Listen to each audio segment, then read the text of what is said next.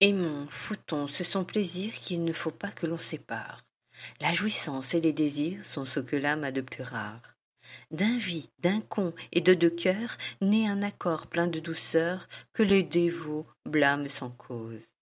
Amaryllis, pensez-y bien, aimer sans foutre est peu de chose, foutre sans aimer, ce n'est rien. Et oui, je vous accueille pour ce nouveau podcast avec les vers coquins et grivois de notre cher Jean de La Fontaine, pour fêter comme il se doit le printemps des poètes.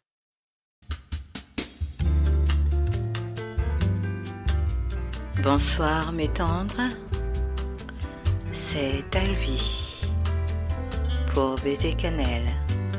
Je vous attendais. Allons-y.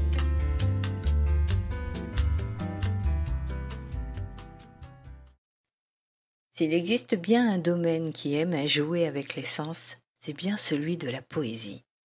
Nous nous rappelons tous du Dormeur du Val d'Arthur Rimbaud, que nous avons appris avec plus ou moins de plaisir sur les bancs de l'école, ou encore du Cancre de Jacques Prévert. Cependant, s'il existe une poésie chaste et sage, il en existe une plus sauvage, une plus sensuelle, une paillarde, une contestataire, une révoltée, une résistante. Tant de facettes qu'il nous faudra plus d'une émission pour s'y consacrer. Oh! Le Printemps des poètes 2021 a pris comme thème directeur le désir. La poésie a ceci de passionnant qu'elle rejoint aisément la philosophie. Pour celle-ci, le désir est un souhait irrationnel, impossible à satisfaire. On veut obtenir, non, que dis-je, on veut posséder une chose ou une personne. Le désir est un manque que rien, mais absolument rien, ne peut combler. Il est vécu avec intensité, avec souffrance, et peut durer pendant de nombreuses années. C'est un phénomène psychique qui occupe totalement votre esprit. Si l'objet de votre obsession vient à vous appartenir, alors ce sentiment s'étiolera et disparaîtra. Oh, mais ne vous faites pourtant pas d'illusions, car le calme ne sera que temporaire. Ce sentiment insidieux fait partie de nous, puisque l'on dit qu'être humain, c'est désirer. Vous l'aurez compris, un désir en remplace un autre. Et quel plaisir! Oui, du plaisir. L'objet du désir devient la cause de notre plaisir, tout comme sa possession ou simplement le fait de le désirer. Mais le désir qui m'interpelle est le désir amoureux, le désir charnel, que poètes et poétesses savamment expriment, depuis la nuit des temps, de façon imagée ou grivoise. Bon, d'accord, peut-être pas depuis la nuit des temps, mais au moins depuis la naissance de la 10e muse, la poétesse grecque Sappho. Elle est née à Mytilène, sur l'île de Lesbos, en 630 avant Jésus-Christ. Elle s'occupait de la maison consacrée aux muses où elle formait des jeunes filles à la danse, au chant et à la poésie lyrique. Rien de grivois, mais ses textes parlaient de son désir amoureux pour certaines de ses amantes. Nous retrouvons dans l'Ode à Aphrodite ce désir. Laissez-moi vous en lire un morceau. Vite, ils étaient là. Et toi, bienheureuse, éclairant d'un sourire ton immortel visage, tu demandais quelle était cette nouvelle souffrance. Pourquoi de nouveau j'avais crié vers toi? Quel désir ardent travaillait mon cœur insensé? Quelle est donc celle, de nouveau, tu supplies la persuasive d'amener vers ton amour? Qui, ma Sappho, t'a fait injure? Parle! Si elle te fuit, bientôt elle courra après toi. Si elle refuse tes présents, elle t'en offrira elle-même. Si elle ne t'aime pas, elle t'aimera bientôt, qu'elle le veuille ou non. Cette fois encore, viens à moi, délivre-moi de mes âpres soucis. Tout ce que désire mon âme, exauce-le, et sois toi-même mon soutien dans le combat. Les femmes parlent aussi bien que les hommes de leurs désirs. Pour autant, il ne reste plus grand-chose des textes de Sappho qui sont pour la plupart détruits. Je crains que l'obscurantisme, mais surtout la censure, ait mis à mal l'art grivois. Troubadours et trouvères chantaient l'amour courtois au XIIe siècle, surtout dans le midi de la France d'ailleurs. On y sublime l'amour d'un homme pour une femme. L'image du désir y est présente, mais on le rend plus noble, même si l'amour courtois n'a rien de platonique. Nous pouvons remercier Aliénor d'Aquitaine, petite fille de troubadour, d'avoir joué un rôle important dans cette diffusion, car elle aimait la canso qui n'était autre qu'un poème courtois chanté. La poésie pouvait être provocatrice, voire satirique face aux grands de ce monde. Clément Marot, né au Moyen-Âge, fut l'un des maîtres de la rhétorique sous François Ier et ne lésina pas à écorcher l'Église dans quelques strophes paillardes qui le mena jusqu'à l'exil. Il était un poète aimant l'indépendance. Le poème grivois devient franchement pornographique à la Renaissance. Il était le contre-pouvoir à une politique de censure et d'autorité du clergé et de la royauté. Pour calmer les récalcitrants, on faisait régulièrement une flambée de poètes sur bûcher.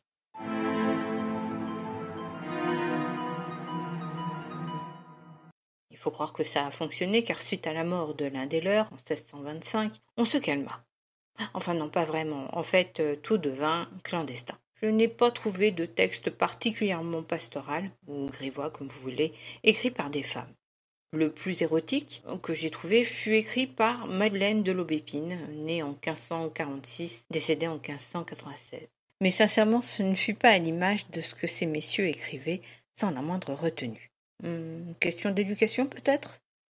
Ronsard offrit quelques lutineries, tel le texte nommé Amourette. Mais avouons que cela reste feutré, car comme le dit Don Juan, l'hypocrisie est un vice à la mode. Affecter la piété est le vrai moyen de faire impunément tout ce que je voudrais. Il n'avait pas tout à fait tort, vu que l'on utilisera l'humour, la comédie, pour parler des vices qui fâchaient les bien-pensants. Même notre cher Jean de La Fontaine utilisa cette ruse. Monsieur ne supporte pas les moralistes. Ils ont posé un voile de morosité sur tout le pays. J'imagine bien le truc. Tu dois prier tous les jours, ne pas prendre de plaisir aux choses de l'amour.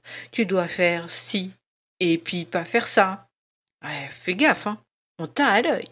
Premier pas de travers et au bûcher! Jean se dit, ah ouais? Vous voulez jouer comme ça? Constiper les pauvres gens de ce beau pays? Ok, eh bien moi je vais le faire sourire et écrire des contes interdits. À la fin du XVIIe siècle, le libertinage se heurte au pouvoir des bien-pensants.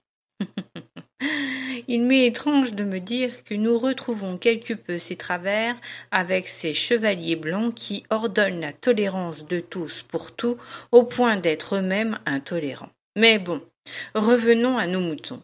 Jean de La Fontaine écrit des fables avec intelligence. Il suffit de voir les fables animalières pour s'en rendre compte. Si le malheureux Claude le Petit, auteur du Bordel des Muses, fut brûlé, oui, encore un, Jean de La Fontaine passa au travers de cet enfer, malgré le fait que ses contes mettaient en scène nonnes, curés et même pucelles. Les contes interdits purent être édités au vu de tous, soutenus par Madame de Sévigné et l'histographe du roi, Monsieur Boileau. Il est toujours utile de connaître du beau monde pour éviter l'échafaud. Mais en 1675, les contes seront saisis sur l'ordonnance du lieutenant de police Larreynie, qui en parle ainsi. Les contes sont remplis de termes indiscrets et malhonnêtes, dont la lecture ne peut avoir d'autre effet que celui de corrompre les bonnes mœurs et d'inspirer le libertinage. La Fontaine ne perdit pas pied pour autant et fit paraître par la suite clandestinement son recueil. Il n'a pas souffert de cette saisie, entra même à l'Académie française. Il avait inventé le comble de l'esquive. Oui, faire de l'érotisme sans avoir, trop l'air d'en faire, quoi. Il fit de la gauloiserie, encore un terme pour les œuvres grivoises et érotiques, un produit de consommation tout à fait acceptable. Un peu comme Rabelais, avec son Gargantua. Oh, si, vous pouvez le relire, il y a de l'érotisme, à peine voilé dedans. Finalement, il est amusant de savoir que notre célèbre Jean de La Fontaine fut connu de son vivant pour ses écrits libertins, qu'il renia d'ailleurs sur son lit de mort, et non pour ses fables animalières. Il avait même réussi à faire reculer les œuvres plus crues et pornographiques de son époque. Mais alors, que devient la poésie au XVIIIe siècle? Eh bien, elle traverse une crise. On n'écrit plus avec lyrisme, et même si les vers sont toujours présents, la diffusion d'idées n'est plus en hauteur de sainteté. Bon, Voltaire fait quelques poèmes, mais les grands poètes lyriques n'existent plus. Ça n'intéresse plus personne. Il faudra attendre la fin du siècle, avec André Chénier, pour retrouver la poésie lyrique. Oui, la Révolution française mit fin à sa prometteuse carrière, la poésie lui ayant fait perdre la tête. On retrouvera chez lui des poèmes magnifiques, des envolées romantiques et passionnées, tel ce texte que j'aime beaucoup. Ainsi le jeune amant. Ainsi le jeune amant, seul, loin de ses délices, s'assied sous un mélèze au bord des précipices. Et là, revoit la lettre où, dans un doux ennui, sa belle amante pleure et ne vit que pour lui. Il savoure à loisir ces lignes qu'il dévore. Il les lit, les relit et les relit encore, baise la feuille aimée et la porte à son cœur. Tout à coup, de ses doigts l'aquilon ravisseur vient, l'emporte et s'enfuit. Dieu! Il se lève, il crie, il voit par le vallon, par l'air, par la prairie, fuir avec ce papier, cher soutien de ses jours, son âme et tout lui-même et toutes ses amours. Il tremble de douleur, de crainte, de colère. Dans ses yeux égarés roule une larme amère. Il se jette en aveugle, à le suivre empressé, court, saute, vole, et l'œil sur lui toujours fixé, franchit torrent, buisson, rocher, pendante, cime, et l'atteint hors d'haleine, à travers les abîmes. Je vous l'avoue, c'est l'un de mes poèmes préférés. Si vous avez bien écouté, on peut distinguer le même lyrisme que l'on a observé chez notre si grande poétesse Sappho. Je crois, pour ma part, que c'était le retour d'une poésie que l'on croyait morte et qui reprit de plus belle au XIXe.